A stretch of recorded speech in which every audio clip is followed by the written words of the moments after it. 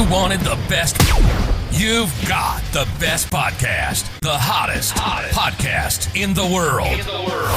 The Chris Voss Show, the preeminent podcast with guests so smart you may experience serious brain bleed. The CEOs, authors, thought leaders, visionaries, and motivators. Get ready. Strap yourself in. Keep your hands, arms, and legs inside the vehicle at all times, because you're about to go on a monster education roller coaster with your brain. Now, here's your host, Chris Voss. I'm Chris Voss here from the ChrisVossShow.com. Ladies and gentlemen, welcome to the Iron Lady Sings and That Makes It Official. Welcome to the big show. As always, the Chris Voss Show is a family that loves you but doesn't judge you, at least not as harsh as the rest of the world, because we know you're here trying to grow, you're trying to be better, you're trying to do your things and all that good stuff, and we certainly have the guests that can help educate you for that.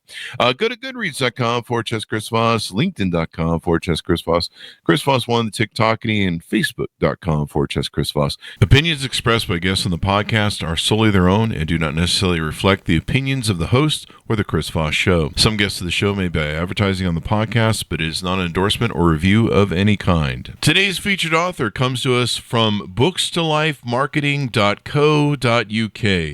With expert publishing to strategic marketing, they help authors reach their audience and maximize their book's success. Today, an amazing young man on the show. We're going to be talking about his latest book that came out April 4th, 2025, called Trends Due to Climate Change by Frederic. Buse. We're going to get into it with him and find out all the data and how you can improve your life with the quality knowledge that he has. He was raised on Long Island, New York during World War II, learning about victory gardens, blackouts, scrap metal drives, and scouting. He graduated from New York State Maritime College as a marine engineer in 1958, went to work for Ingersoll Rand Company in Phillipsburg, New Jersey. He's promoted to chief engineer of a new commercial pump division in Allentown, Pennsylvania. This sounds like a song from songs from Billy Joel and the Boss. One of the most challenging projects was the dozens of pumps to pump coal slurry 1,000 miles using water from the Colorado River. It would have almost drained the river. However, railroad eminent domain won the contract. You represented the United States in writing the international pump standards for ISO for 25 years, and he retired from Ingersoll Rand after 42 years. He's traveled to 28 countries, Egypt, Central America, etc.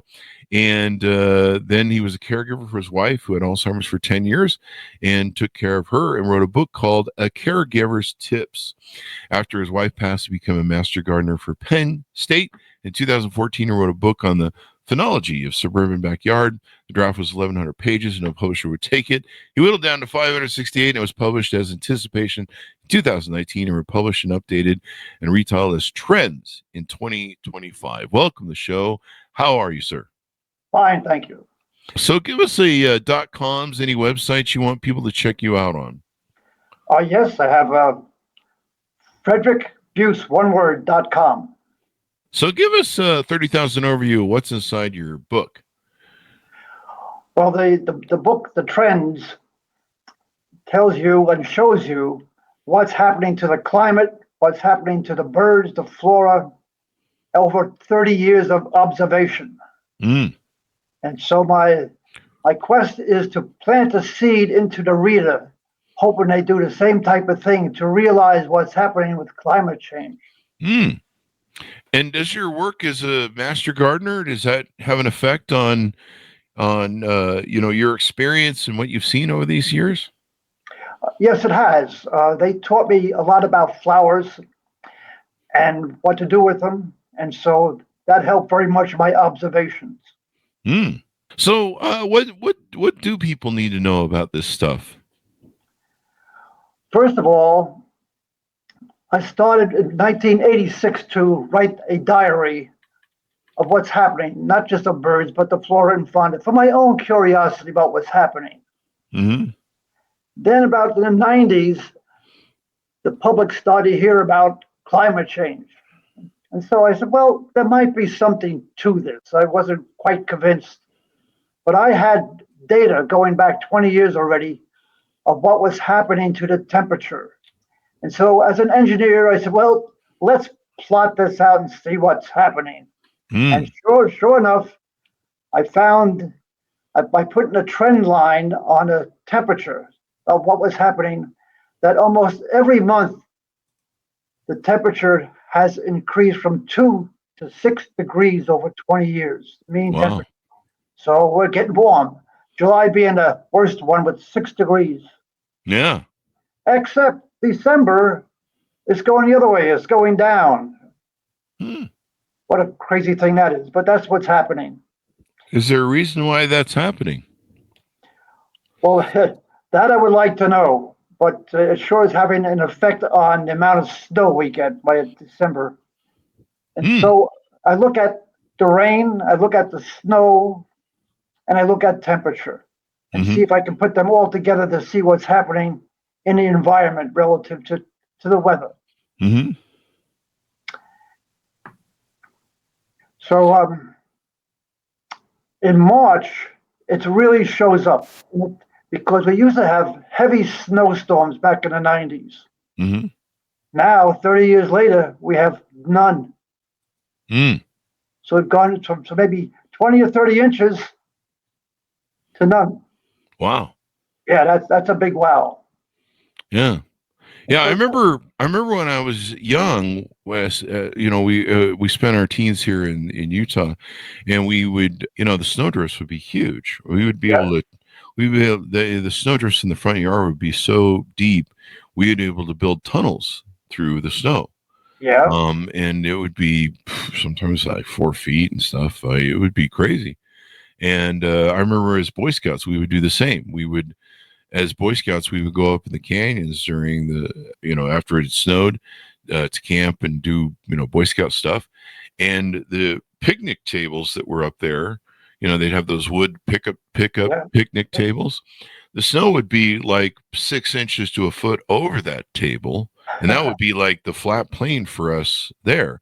Yeah. And so as for fun, we would dig under one end of the table out through the other, and you could crawl in basically under and through the table and not the other way. Yeah, I mean, it was, stuff we did for fun, but we would dig these tunnels. And the last 5 years of spending more time in Utah and seeing the snow stuff here, we have nothing close to that. Yeah. Really rare, especially down in the valleys and stuff. So you're kind of like, well, something's changed. For 20 years I've lived in Las Vegas, and Lake Mead has just grown, smaller and smaller and smaller. Yeah. And so what else did your trends lines find? What do you see there? There's the annual life of the flora and the fauna in the suburban backyard. Oh, that's also interesting. We have what we call the canopy. And that's when the trees develop all their leaves in the spring. Mm-hmm. But, it's a regular canopy, it has shade. But that has opened up 2 weeks earlier now. Mm-hmm. All right? Mm-hmm. And in the fall, when the leaves turn color and drop, that's happening 2 weeks later. Wow. So we have 4 weeks increase in the agriculture. I've noticed that the last couple years that summer seems to grind forever, and Elsa seems to come a little bit early. Yep. But yeah, like I think last year it was like still summer in September, and it was still raging hot. We were just like, serious? Like, I can remember years ago, at the end of August, that was the end of the tomato season. yeah. Now I'm picking tomatoes in October. Yeah, it's still going. It's kind of nice, but I'm not sure that everyone's, it's helping everyone get along. Yeah. And so the flora in the spring is coming out 2 weeks earlier. Mm-hmm. And you remember crickets, I'm sure. And the crickets are cricketing 2 weeks later now. Oh, wow. So what effect do you think that's having on the rest of the world and everything else that we experience and what we do? Well, for the rest of the world, we've heard over and over again how the ocean is getting warmer, so the lobsters are moving up from where they normally are in Maine and moving up higher to get colder. Mm. The sharks are moving up north now in summer. The maple syrup industry has changed also, account of the climate change. They have 2 weeks less of getting the syrup. Oh, well, we can't have that because you got to have pancakes, right? They have to have our pancakes, right on. Got to have pancakes. That's a part of the food chain, pyramid, pancakes. So it's having also a big effect on the migration of the birds. Oh, yeah. Oh, yeah. The migration of birds in where I am begins in April. That's when it really happens. Mm-hmm. And in the past 20 years or so, I have tripled the number of migrating species. Wow. Yeah. I have lost species because the birds are not coming south in the winter because it's warm. They don't have to. Mm-hmm. Likewise, I'm gaining species, which I hadn't before. The problem is, with this increase, the insects are coming out earlier and dying off. So when the birds come here for migration at a feeding stop, there's no food. Yeah. Yeah. So, and the birds that are here for the summer, they're struggling to find food for the young. Mm-hmm. Yep. Mm-hmm. Yeah, it's kind of interesting what's going on. How do you think it impacts us as humans? That is a subject within itself. Yes. As I said, I collect all this data on flora and fauna. If I had the knowledge, it would have been very interesting to see what's happening to the humans as far as births is concerned, and deaths concerned. Mm-hmm. Yeah.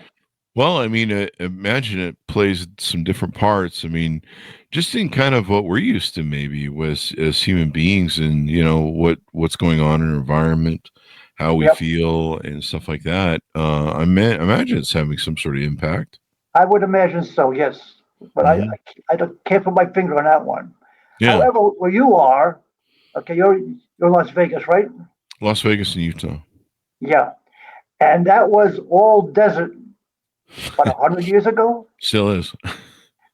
Except in Las Vegas. Yeah. That's all man-made environment. Oh, yeah. It would have been very interesting if someone had studied the way I did to see how the climate change is affecting where you live. Oh, I'm sure it is. Yeah, I know, but it would be very interesting because you're all man-made environment. Yeah, we like making man-made everything. That's kind of how we roll, especially in Vegas. But there's that. What do you hope people get from your book? What do you hope they come away with when they read it? Well, I hope that they get realization of climate change is going to infect their environment, and to be able to pass that on to the children. Okay, that's the main thing. But I wrote the book month by month and week by week in each month, so a person can just put the book on their cocktail table and read, okay, what's supposed to be happening this week, and see if it is happening. Well, that's good to have, because that way you know what's going on from week to week. Yep. When was the time? When did you first notice that climate change was a thing? I mean, we've all kind of seen the craziness of what's been happening in the world. When did you notice that it was finally become a thing? 1990s. 1990s. Oh. Because before that is when we had like all the snow and such, and then all of a sudden I look and say, wow, it really has a big change. I observe other phenomena which I don't quite understand as far as snow is concerned. We can go along and just have a normal snow, let's say of 9 inches. And then next year we get a hard one. We might get 30 inches of snow, or maybe almost 40 inches of snow. And I call that a spike. The next year after that, there's nothing, zero. And I've seen this occur over and over again. These spikes go very high, and the next year is zero.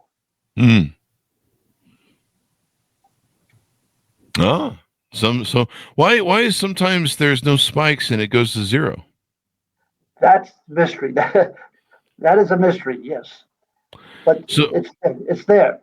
yeah. So what can we learn from that mystery? I mean, we need to know more, right, or something? Yeah, yep. Well, it would tell you that you might think everything is going along nice and smoothly, Mm-hmm. and bingo, watch out. Yeah, it just happens. But even with the research, you feel that something has definitely changed permanently in our environment the last 50 years. Is that correct? Yes, that is correct. Yeah. Mm-hmm. Now, the thing is, when I first did this and plotted it looked like the silhouette of the Rocky Mountains, all right? Went up and down, up and down. I said, well, how can I rationalize what's happening? So fortunately, on a computer, I just had to hit trend line, and lo and behold, I got a nice straight line. Mm-hmm. Sometimes it went up, sometimes it stayed level, and sometimes it went down. And so this trend line is what I use as a base on everything, Hmm. as far as flowers, when they bloom, when they don't bloom. And with the blooming of the flowers, I find that they basically are blooming early by 2 weeks. Mm-hmm. But if they start off blooming 2 weeks later above my trend line, all of the perennials for that year seem to be blooming 2 weeks later or earlier. Mm-hmm. So what starts in the spring seems to follow throughout. Wow. What Yeah, starts in the spring falls throughout, and off you go. yeah. The uh, looking over this data, you want people to learn from it and stuff. Tell us about what you see for the future. Where do you see us going, and what do you see happening with the future?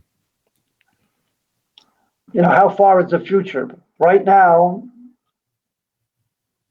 a lot of the trend lines show we're going to have warmer, warmer weather. Mm.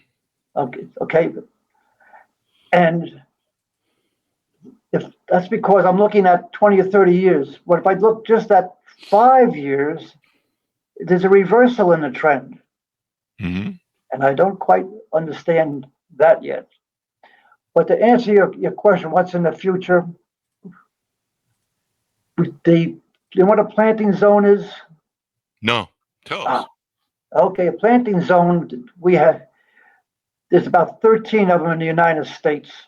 And each state has a different planting zone or more. The numbers go from like basically down to 13, which is the southern part of the country. Mm-hmm. Pennsylvania, our planting zone is 5 and 6. What does that mean? That means the plants that you put in will survive the winter.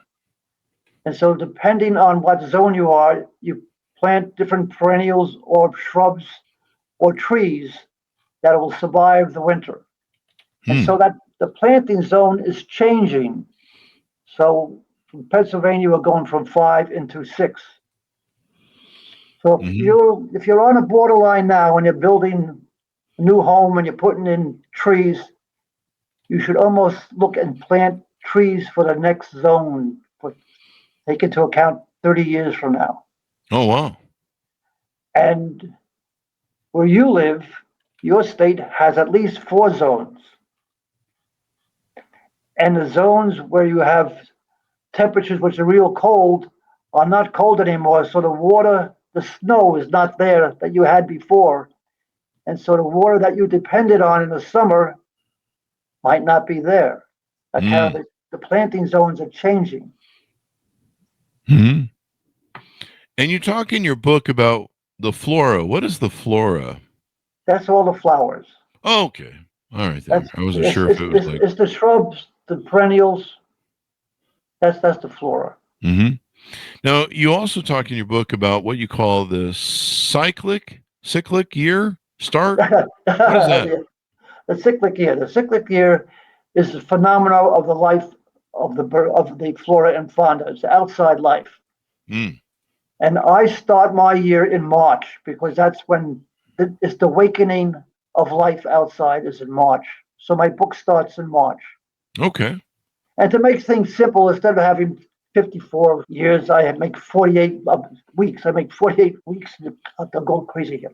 I have 48 weeks instead of the 54. Huh? It makes it easier to plot things out. Pretty interesting. So, with this, I know you've written some other books. Do you want to get a plug in for those as well? Oh, sure. I have the book on caregivers tips. That's on Alzheimer's.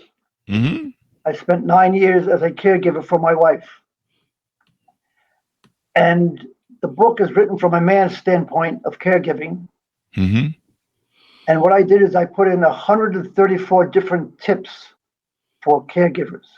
It's a very practical book because a lot of people have no idea when this awful disease hits a member of the family. Yeah.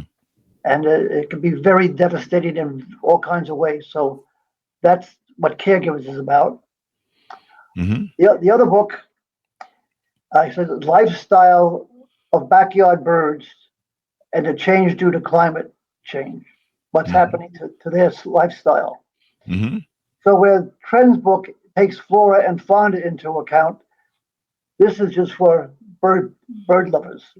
And so I've been here 55 years, and I have observed 79 different species flying over the house in one way or another. Oh, wow. Yes, quite a bit. And so I tell the tales of the observation of each species that I can, what I have data for. So it's not just a regular bird book. You know, the bird looks nice, and this is the song, and this tells you what the birds do. Mm-hmm. Yeah. For instance, the blue jay. A lot of people say the blue jays are bad, but they're quite a character.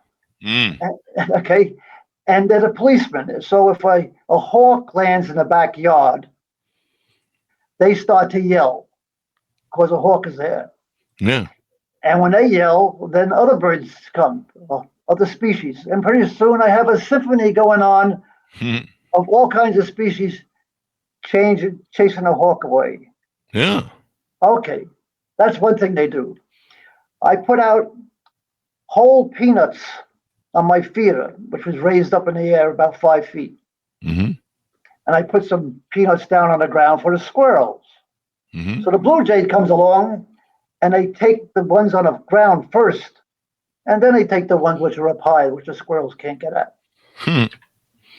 The other thing they do is that if the young birds, the small birds are at the feeder, they'll get up in a branch, and they'll imitate a hawk, yelling like a hawk, and that scares all little birds. And so then they come down, and they take the food. Yeah. And so do you do bird watching professionally? Do you like that? I don't do it professionally, but I do bird watching for Cornell University. Okay. And I've been doing that since 1986. And if a person wants to start this type of thing, I would encourage them to join the Citizens Watch from Cornell University, which is now worldwide. And so what you do is you observe the birds from November to April and send your observations into Cornell. And at the end of the year, they give you a synopsis of all the different areas of the country of what's happening to the species. Well, that's good to know. That's good to know. You know, our environment's important to us. Why do you think that, should we be active in doing things to lower climate change and the effects that maybe we have on the environment as a human species? Yes, we should. The average person should change to planting native trees and native flowers. I mean, you can buy all kinds of pretty flowers, but that does not necessarily say that the bees are going to come to them. Yeah. Okay. And so with the change of environment happening, they should get native trees of what's going to be happening. So the new type of birds and insects can enjoy that. Mm-hmm. Yeah. Definitely want to, we are, as our environment goes, we go as human beings. So it's probably important for us to start addressing it. It used to be you could make a lot of denial about climate change. But now when you see like, hurricanes coming in on California for the first time ever, you see the huge fires, you see a lot of insurance companies pulling out of Florida and California and Texas because of the natural disasters that, go on there all the time now. Yep. And they just seem to be getting worse and worse. The big fire in California was pretty crazy, wiped out the Palisades. That was beyond insane to see. And it just seems to get crazier. And now we're talking about rising tides and waters. Do you see that, where maybe the water is going to rise up and maybe cities are going to flood with what's one going thing on? which you don't hear much about, but the tilt of the earth is changing, and that's affecting a lot. That has had a huge effect. And some people say, well, how's that happening? Well, the melting of the ice changes the weight of on the surface, now going to water. Some people say, well, it was the big dams in China might be affecting the weight of the earth. But there is a change happening. Mm-hmm. Yeah, it's hard to deny it with what's going on. What's some other advice you give to people? I mean, plant trees that are maybe native, the ones that the bees will like. There was a time there where the bees seemed to be struggling to stay around, and so they were dying off. Yes, And you got to have bees to pollinate everything. And of course, a lot of our sugar comes from honey. What other piece of advice do you give people? Well, there's a controversy about letting your lawns go fallow. All right. What does that mean? That means you just let it go wild.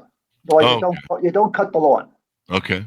You might want to keep on cutting the front lawn, but if you have a huge back lawn, you just let it go. And so what happens is that now you have changed the environment for birds and insects. Okay, so now the birds have additional nesting areas. You will get different types of birds by having that happen. Mm-hmm. You get different insects. Otherwise, I had an area next to me go fallow. And what happens is the lightning bugs now come up differently. More lightning bugs. Okay. So oddly enough, they complain about the insects might be due to all the nice tractors that people are cutting their lawn with is compacting the soil and preventing the insects from emerging out of the soil. Mm-hmm. In Vegas, we do a thing where we do xeriscaping. They paid a bunch of people to tear up their lawns back in the day, and they try not to let people install new lawns. Yeah. And they have xeriscaping, and I really love it because I don't ever have to mow the lawn. But it's basically you just put down rock, and then you have these drip tubes, the drip watering system that water small plants that are designed to live in the desert. Yeah. Okay. And, they give you some beauty. All right. And that seems to work really well for Las Vegas and stuff. Yeah. Okay. Well, I know in England that they have this fallow way of doing things now. Oh, really? Some people object because they say, well, you might encourage more ticks and other insects, But it's all part of nature. Mm-hmm. Yeah. I often see people, like, I'm always amazed. In Vegas, everything's very conservative on water. They actually have water police that go out, and if you're a business or you are running water down the street from your sprinklers, overwatering, they get after you and confine you. But in California and Utah, man, I've seen water just run down the sidewalk like a freaking river, and I'm just wow. All right. And I'll go look at the sprinkler systems, and I'm like, you have this water because we do conservation in Vegas, because you guys get our water from us mostly. And maybe you guys should knock that off. And then, you see full, beautiful lawn yards in California. It's kind of funny. Same thing in Utah. They have front and back full yards. And, I tell people there, I'm like, you guys should try xeriscaping, because the money you save just in mowing, okay, let alone water, is it's crazy. Well, back on that subject, when we have the cold winter, but not real cold, but the ground is frozen, but you don't get snow. The water just runs off on a frozen ground now. Yeah. And that causes flooding in the spring. Yeah. So it's the same type of thing. It's so another interesting thing in France. Oh, I don't know, maybe it was 10 years ago. They did a study about the cell phone waves on birds. Oh, really? Yeah. And they think there's probably millions of cell phone waves, is affecting the birds. Now, obviously, you're not going to cut down on cell phone waves, but that makes sense in a way. It's almost like the canary in a coal mine, Yeah, canary in a coal mine. There you go. Great song by the Police. Yeah, well, that's and all the amount of CO2 we have in the air is killing off the birds too. Same type of thing. There you go. Well, any final thoughts as we go out? Anything you want to pitch out to people? Any messages you want to share with them before we go? Well, I have another book coming out probably in September. It's called Try and Find Us. It's about my wife and I, 9 years living country as naive young couple, and all the episodes that we had living in the country. Oh, wow. It was a wonderful experience. I almost got killed about 3 times. It was a wonderful experience. How did you almost get killed? Well, in the middle of the winter, my neighbor was getting oil delivered to his house. Oh, wow. All right. And this is out in the country now. And his driveway was built up on gravel, and there was swamp on each side of it. Okay. So you picture this oil truck filled with oil going up this driveway that was frozen, and a swamp on each side, and all of a sudden the oil truck slips off the side. Oh, no. And now how do you remove this oil truck? So the neighbors and I went out there, and we got an old farm tractor and chains. And I crawled underneath and put this chain with a forged hook around the axle. I said, okay, pull. Well, the chain started to get tighter and tighter. And all of a sudden, the chain started to move further. And bingo, the forged hook straightened out like an arrow and went right by my head. Whoa, you stayed under there. Yeah, I was foolish enough. I was giving them guidance to pull. Yeah. That sounds like a dangerous place to be, my friend. Very dangerous place, yes. Oh, God. Just for some oil. Yeah. So it'll be, the book will be all the adventures and stuff that you guys had with your wife before she fell ill. That sounds like a beautiful story for something you could do. I know being a caretaker is hard of someone you love, and you wrote the book fully on that as well. People should check out. Now, if the patient doesn't recognize you from the front, you walk behind them, they might recognize your voice. Really? Yeah. Huh. That's kind of interesting. Yeah, and you never take a person with Alzheimer's on an airplane or an airport. I had a very bad experience by not knowing what to do there. Like my wife wanted to get off the plane in the middle of the sky, Oh, wow. All right? And it goes on and on. And the most mysterious thing is, ever hear of sundowning? Sundowning, I believe so, yes. Yeah, that's when the patients, when the sun sets, the patient starts to talk to mysterious people. Ah. And even though I'm sitting next to her, I'm not there. Mm-hmm. And she started to talk about subjects which I think she knew nothing about. Politics or other things. And she just kept on talking. This goes on for a half hour or so, and you don't dare interrupt it. Then after a couple of hours, it dissipates. Wow. It's a real spooky thing. Very spooky. Yeah, Very yeah. spooky. Yes. So as we go out, give people a final pitch out to order up your books and get to know you better online, and what .coms they should do that at. Yep, yeah. My publisher did a very nice job on the website. Yep. What's the .com, and tell people where they can order up your book. Yeah, you can order a book on Amazon. Yes. And then they can also find you at your website at fredericbuse.com. Correct. Yep. Well, thank you very much, Frederic, for being on the show. We really appreciate it. Well, thank you for the invite. Yes.